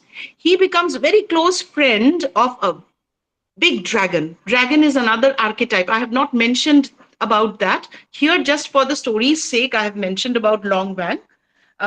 Dragon, Long Wang, both of them actually became very good friends. And Feng Wang taught strength and wisdom to Long Wang, who was a dragon, and Long Wang taught beauty and truth, beauty and purity to the bird Feng Wang. So there was a kind of interdependence of the two friends, one coming from the sky, the other coming from the land, or maybe the water. Here, Long Wang was a dragon who stayed in the waters, in the big sea. So, what they did, there was a massive drought in the story, and almost China was about to dry. People were dying. So, these two friends, they saved China from this massive drought. This is about the folk. This goes in the folk tale. There is another story of the Tears of Phoenix, where Kenzi, a very honest man, traveled all the way to bring tears of the phoenix, which obviously had the healing powers, just like Harry Potter's story we referred to already. And it healed the blindness of the princess of the place where Kenzi lived. There is another story of the Northeast India where a beautiful girl who was the worshipper of the sun god met a phoenix, and the same thing, there was a drought. And when the bird came, being the messenger of the sun god, he asked the girl, "What do you want?" And the girl sang a beautiful song. She taught the bird a beautiful song, and that song delivered something about, that song conveyed something about the lack of rain in their place. So the bird went away with the song. He sang this to the sun god, and rain came finally. So this is another folk tale. Now we are going to talk about the firebirds in mythology in the next slide. See, Jaraptika. We have Zaraptika, which is in Slavic ancient Russian myths. The firebird, which is of a size of a peacock, which is similar to the peacock, has plumes, and which is, fire, fully, full of fire and all, flames and flickers, feathers and flames. Feathers are at flames, but they never burn. Favorite fruit is golden apple. It is locked in the Eri. Eri is the underworld, the god's abode, and here the sorcerer, the witch, the wizard, Koshe stays, and he is the master of the bird. These are focused. They do not pay much attention about other people. These Jaraptika, the phoenix bird of the Slavic tradition, they are singing birds and they can fly long distance. We have Bennu, another name which is given. I have not mentioned here, but Bennu is one of the firebird which is considered, which is a very important bird in Egypt, in ancient Egypt. So there are many others, but not going into it. Now the reality of firebirds. In the next slide, I have already added a picture. See the picture. It's so interesting. It's the picture of a golden pheasant. And this picture, this bird is bird is found in United Kingdom, Canada, United States, Mexico, Colombia, Bolivia, Peru, Argentina. All these places, there is, this kind of a bird is found. It's a very interesting picture. And see the coloration of the feathers. It actually is very similar to the color of fire. And when they fly clumsily in short bursts, all of a sudden, if you look at it, you will feel like a light ray, a ray of light or a ray of fire is traveling from one place to another. So there are certain realities. Maybe the realities are not very concrete, as I said, but they definitely result a lot. They influence a lot. And thus fairy tales, folk tales, and mythologies are created. Now, what is the symbolism that is related to the firebird? It's about revival, renewal, and resurrection. Because we all know that the firebird myth goes, the phoenix myth says that they are consumed in their own fire and they are born from the same fire. They get burnt and they again rise from their own fire. This definitely is a very positive aspect to make people understand that whatever pain, whatever grief, whatever sadness, okay, whatever challenges we get in our life, we have to again get up and get go, because miles to go before we sleep, right? It's an indomitable spirit. These birds talk about indomitable spirits. These birds talk about freedom. They also represent beauty, art, and creativity, and they also are the symbol of success. Now, there are many other archetypes. I have only talked about three aspects: the traveling heroes. We talked about the snakes, and we talked about the firebirds. See the list of archetypes that I have not mentioned in the slides. In the next slide. Yeah. In fact, here also I missed, just now I was going through it and I found that I have not mentioned the Thunderbird, the myths of Thunderbird, the archetypes of Thunderbird, which is there in folk tales, in world folk tales and world mythology. And in America, in the desert areas, in many places, we find the ancient America. I'm talking about the Maya civilization, the Aztec civilization. There also we have a lot of stories related to the uh, related to the thunderbirds. We are talking about thunderbirds, not the Enfield bullet, but the thunderbirds.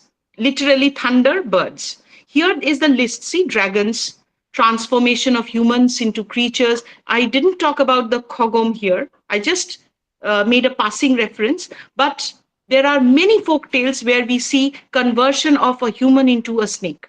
Not only in folk tales, in mythology too.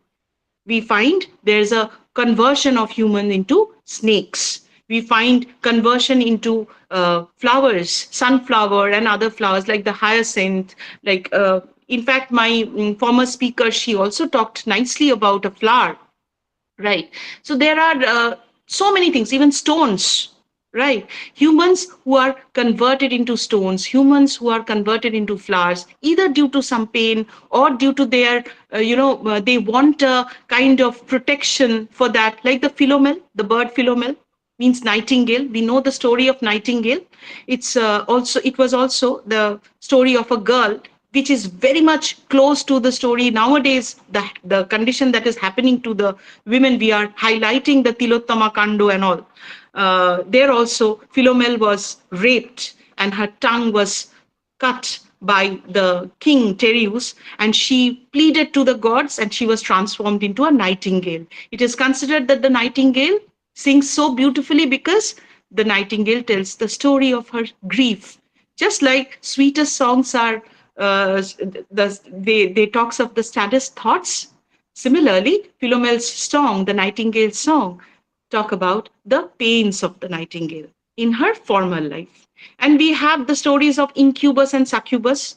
We talk about Dracula. We think that Dracula was created by Bram Stoker. No, there were folk tales related to the Dracula incident. Yes, he has named it Dracula, but in Slavic folk tales, in Slavic in Slavic myths, we have the concept of Upir, who is a bloodsucker, which is the actual concept of Dracula, which actually dates back, right, years and years before Bram Stoker was born. And we also have the concept of Pishach in Bengal. And there are archetypes related to the cattles, like goats, cows, buffalo, lambs. There are avian humanoids. I recently worked on these things in a book, and I was so elated and I was so, happy to find out that there are so many archetypes around us, and we have come across these stories since our childhood. But whenever we are reading it now, when I read it now, I find a different meaning into it. So I talked about avian humanoids in that, about the dragons, about the incubus and succubus, also about the demons and rakshasas, though that is a kind of different thing. There are lots and lots of politics which is going on regarding the conversion, the entire idea of conversion of the demons from myths to the folk tales. In the folk tales, we find the Rakshasas in a different way. They are monsters, right? But if we go back to the Puranas, we find that demons and Rakshasas were humans.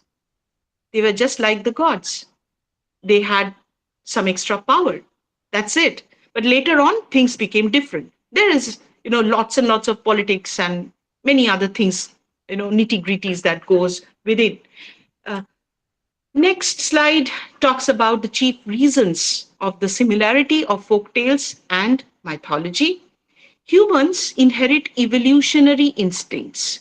We all actually are transformed from one to another. And there are different stages, but this memory stays in our brain, right? This is a universal brain structure.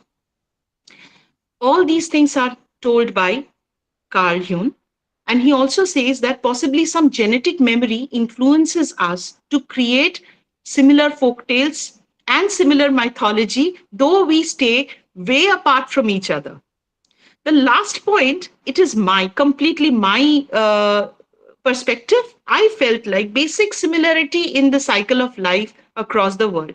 See, when I'm uh, I'm born as a human being, I have a family, I grow up in a family, I'm making a family, I'm having my own challenges, pain, suffering. I'm growing up. I'm also uh, I'm having some achievements, I'm having some failures, and finally I'm ending up. My near and dear ones will cry for me, they will remember me. This is the story of mine. But what is different? What is the difference between my story and a story of a person who lives far away from me, maybe in the lands of north, or maybe in the polar areas? What's the difference? Basic similarity is always there, right? The life cycle moves in the same way. So the similar things, the similar pain, the similar memories will definitely bring the similar archetypes, similar images. So this way, actually, things get connected, right? The entire world is brought in one capsule, in a little capsule. Everybody, all of us are staying in the same uh, small world. It makes the entire thing a small world. And to an end, even without contact, different societies create similar stories because of the collective unconscious produces the same types of archetypes as we discussed. Myths explain the cosmic truths, and folktales simplify them into the moral lessons and cultural values. Purpose of both is to protect ancient culture and beliefs. This is the crux of the story, right? That purpose of both mythology and folk tales is to protect the ancient culture that actually gives a kind of entity to our existence. I would love to say, rather. Folk tales and mythology are not just entertainment, but psychological maps of human mind. They help individuals connect with the universal human experience like love, fear, death, rebirth, heroism, achievement, failure, success, and so on and so forth. So, and last slide, and I would ask, yeah, thank you so much for your patience. I don't know I have bored you or not, because this is my area which actually, I get transformed. Sometimes I fumble because of my excitement when I deal with these topics. So thank you very much for your patience, everybody. And thank you very much, ma'am, for all your help. And Intad, sir, special thanks to you.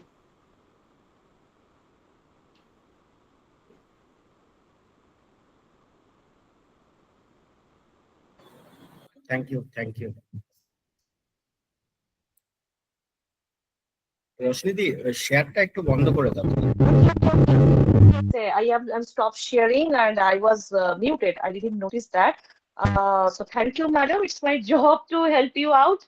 And thank you so much for taking us to this beautiful sojourn into the world of folktales and mythology. Yeah, it And was a world snakes tour, are, right? It was kind of a yes, world it tour. was Yeah. it was a terrific tour, and special thanks for not making the snakes fearful to us. It's now it's a species part of our life traditionally, and it's an intrinsic part of it. Really, we sometimes we forget about this because we worship snakes. We don't kill them, Yes. but we are afraid them also. But in today's lecture, they are made a very important presence in your words. Thank you for this. And now the forum is open for Q&A. So anybody interested to ask anything or make a suggestion, uh, they can drop their query in the chat box also. I will read them for the speakers. ছাত্রছাত্রীরা প্রশ্ন করার থাকলে করতে পারো। I will translate them. আমি translate করে জিজ্ঞেস করবো ম্যাডামকে।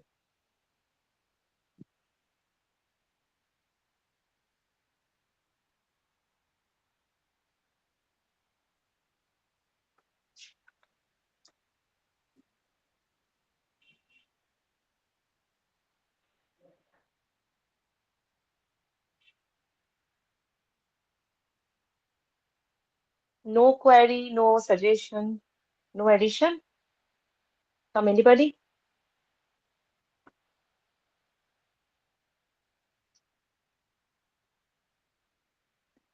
Then Intaj, should I deliver the vote of thanks? Yes, ma'am.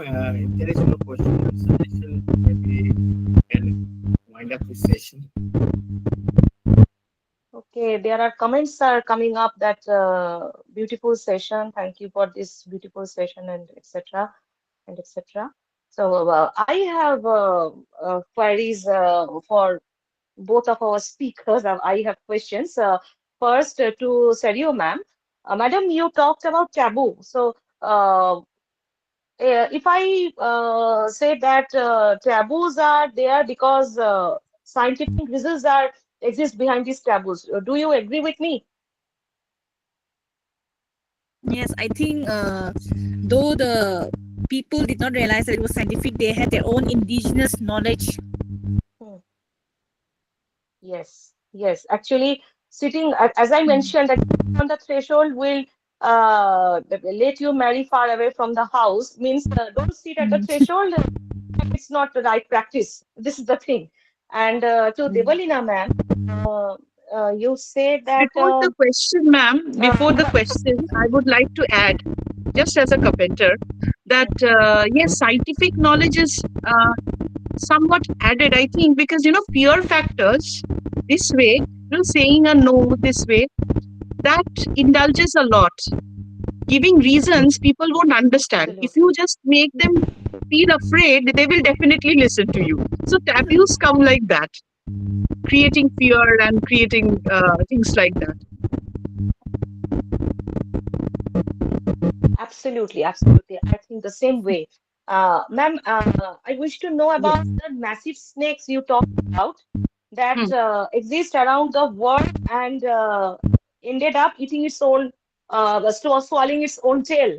So, do you find any similarity with Yuga Chakra in Hindu mythology? Yes, Uh, of course. Yes, of course.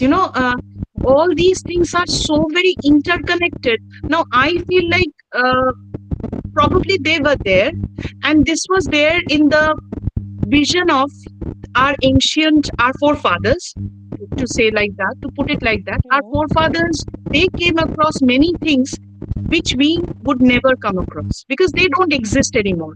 And those actually gave birth to different folk tales, different concepts. Sometimes it's a cosmic concept, sometimes it's a mere folk tale. But definitely there is some reality. I do believe in reality because reality only is the seed of imagination. If we see the floral tree of imagination, flowers are blooming, different colors, rainbow flowers, but there is definitely a seed, a small seed of reality that has resulted into the big tree of imagination. So definitely there is connection with the Yuga chakra also. And as you said, that focus travels around the world. Huh? They have similarities. So definitely, I feel that way, that these two things have connections. So Yes. yes. So here, anybody else to ask any questions till now? Still now? Okay, there is no question. I checked the Ma'am, chat can I box. ask one thing? Sure, sure. Ma'am, yes, first I would like to say that thank you very much for this insightful say. Actually, I have a question regarding on archetypes. You have already given us so many examples of archetypes, but I have a query. Uh, we generally think about it that can we say that the archetypes of the princess include certain characteristics, like Yes. whenever we hear the word, we think that a princess should be very fair, beautiful, very long hair and a well shaped body, but we never seem to imagine that a princess can have a dark skin tone or a bit overweight. So we don't usually think the way, right? And as well as we have the concept like the father figure, even the mother figure. We always think that a mother has she has She will so always many be caring, loving, and yeah, yeah, dedicating. yeah, She yeah, cannot be a prospective mother. I mean, yeah. a mother If who she is is a working ambitious. mother, but still she has to do all the thing. It's very, it feels like even I have already read Carl Jung, so that's why I can relate with you. So is this way we can say also, na? We are so happy. Definitely, you are quite younger to me. Yes, yes, ma'am. So, I've got yes. just done my PG actually. Okay, Uh, okay, fine. So you are quite young. So I would say that I appreciate your question so much because the concept of princess. When we bring into the concept of princess, now you let us look at the fairy tales. If we see the fairy tales, all the princesses we come across are beautiful, and all the hmm. witches are very they have Very real, like long nose. yeah, They yeah, are yeah. long nose and Skin dark tone is very kind of a dark. thing. Yeah, Yes. it's either very much thin, making a haggard kind of a look. There is a lot of things which is that's why I just told you about the and mentioned about the Yes, ma'am. rakshasas and Yes, yes, ma'am. demons. From When there, I'm I just yes, mm, yes, ma'am. true, very true. The same Hmm. thing happens there. Ria. The same thing Yes, happens. yes, There ma'am. also there's a conversion of the idea. Either it is about gender, it is Hmm. about marginalization. The concept of Hmm. marginalization comes from here. Another thing I would like to add, that is regarding the witch. In Bengali we call it daini, right? Yes, ma'am. We all are aware of the word Yeah, daini. yeah, yeah. Now if we find the root word of daini, we will find that it derives from the word dakini, Hmm. which doesn't even mean Daini, whatever we think about now. Dakini word comes from dak. Dak Oh my God, meaning I don't know about young. it. Yeah, Oh, dak means knowledge, means a woman who was specially equipped with a lot of knowledge was considered okay. to be dakini. Right. Yes. Later on, see the way we have, cornered the people, calling them Hmm. dakini and burning them. Hmm. So there is such a big politics which There is is like, involved. yeah, big politics. There is such patriarchal mindset. So that's why I think Patriarchal people, mindset, right. yeah. The same thing goes with your question. The Yes, princess ma'am. being beautiful and the witches being old and haggard, again the Hmm. patriarchal view, Even people the are concept. body shaming the way, if you just put on Right. weight. So it's very, See, such a nice thing we can connect, right? yes, So I was ma'am. working on this kind of a book I have published recently. Uh, Okay. the more I was going into the stories, I was finding out the things which are written between the lines, hidden between the lines, Hmm. which at the very younger age we could not find. Right now Yes, we are ma'am. exploring. With experience, we can explore more and more. Yes, exactly. Yes. Thank you, ma'am. Such a Thank you nice so session much. it was. Yes, ma'am. Thank you.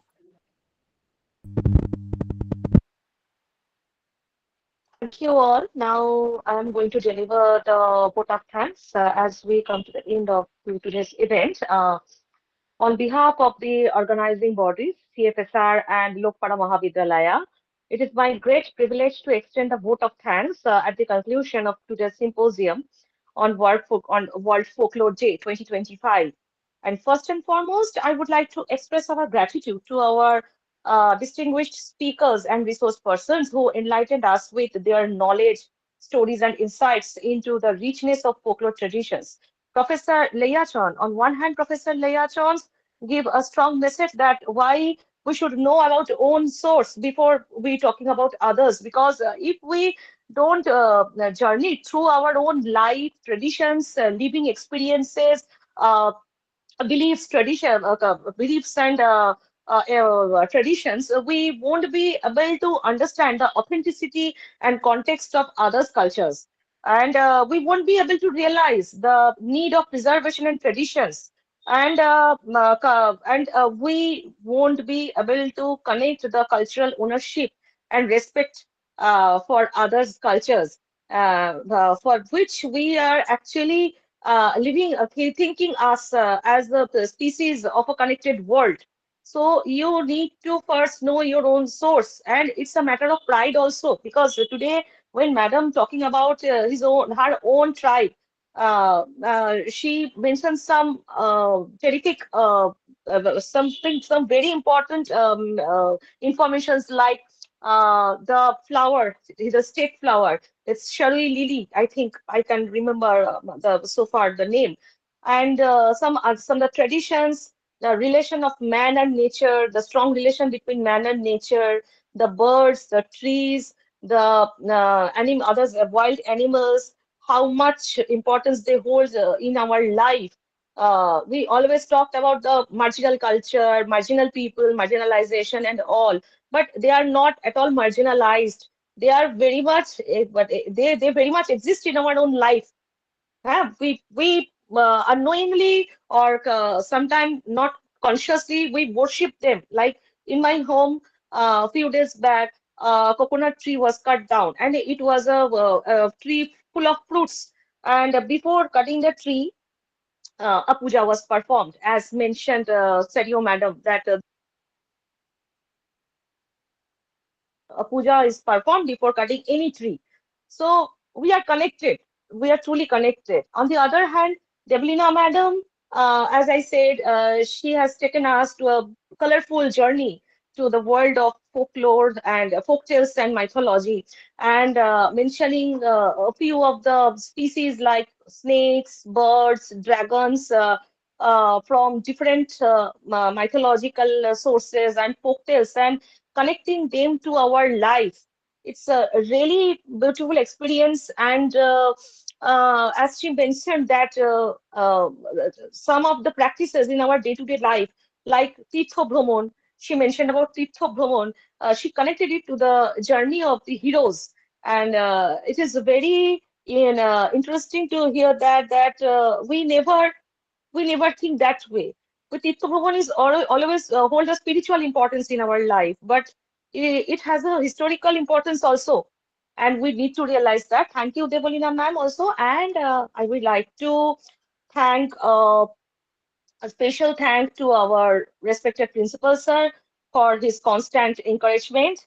And I also extend my appreciation to CFSR, whose effort behind the scenes made this symposium possible, from designing the beautiful brochure, arranging speakers, to hosting the platforms. Everything is done by them.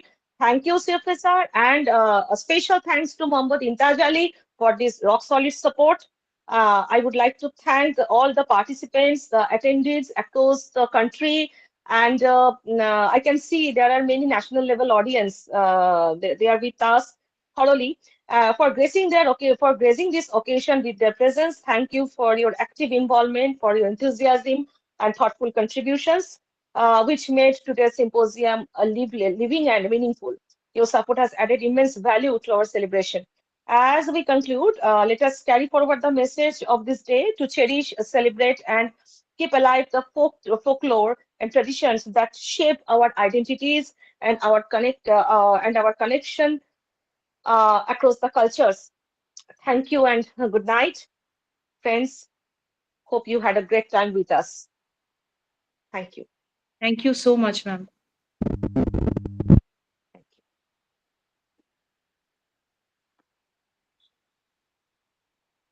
you. In touch, should we leave the meeting?